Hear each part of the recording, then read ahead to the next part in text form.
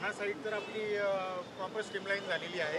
आपल्या दालनामध्ये जी काही त्याविषयी आपण निर्देश दिले त्यानुसार आपण आता हा स्पॉट आहे, आपण नेमकं त्या स्पॉटला आलोत, कारण इथेच जागा आपल्याला जी पाहिजे ती सफिशियंट भरते, जी 30 मीटरची, जेणेकरून तिथे ज्या 7 लेन झाल्या त्याच पद्धतीने इथेही 7 लेन होतील। आता तुम्ही काल जे म्हणालात परवाच्या दिवशी की बाबा हे सर्व्हिस रोड तुम्हाला मर्ज करून पाहिजे, तर आता आम्ही आमच्या एक्झिक्युटिव्ह इंजिनियर आणि आपल्या सिटी इंजिनियर आणि BMCच्या लोकांना सांगितलेलं आहे, आता ही वर खाली जी आहे ती एकच लेन करू, म्हणजे किती 2 लेन वाढतील की 3?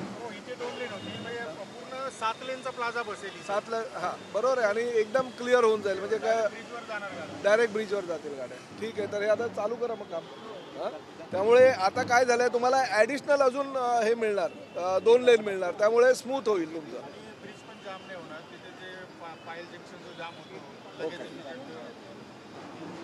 बरोबर ना, तर आता अशा पद्धतीनं होऊ द्या। एक मिनिट विरकर साहेब, आता हा आपण सर्व्हिस रोड पण मर्ज करतोय, म्हणजे आता काय याचा यूज नाही, फक्त लोक पार्किंग म्हणून वापर करत होते किंवा कुणाला स्वतःच्या स्वार्थासाठी वापर करायचा होता, तर हा सर्व्हिस रोड आणि मेन रोड हा आपण एक लेवल करून इकडनं 2 लेन ॲडिशनल देत आहेत, त्यामुळे तो प्रॉब्लेम आता दूर होईल। तर म्हणजे टोल नाका तर शिफ्ट होणारच, पण टोल नाक्याबरोबर हे ही 2 लेन मिळेल, त्यामुळे वाहतूक स्मूथ होईल। तर आता खांबी साहेब तुम्ही काम कधी चालू करताय ते डिवायडर वगैरे काढून? हे आणि BMCची परमिशन लागेल, ते BMC हां ते काय ऑलरेडी सांगितलेलं आहे, कालच्या मीटिंगमध्ये फायनल झालेलं आहे ना, त्यामुळे तुम्ही चालू करा काम, उद्यापासून चालू करा।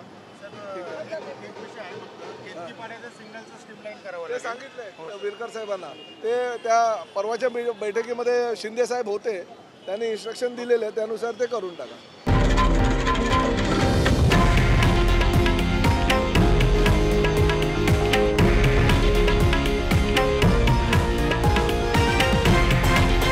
हे आहे देशातील नंबर 1 न्यूज नेटवर्क आणि आपण पाहत आहात TV9 मराठी, एकमेव।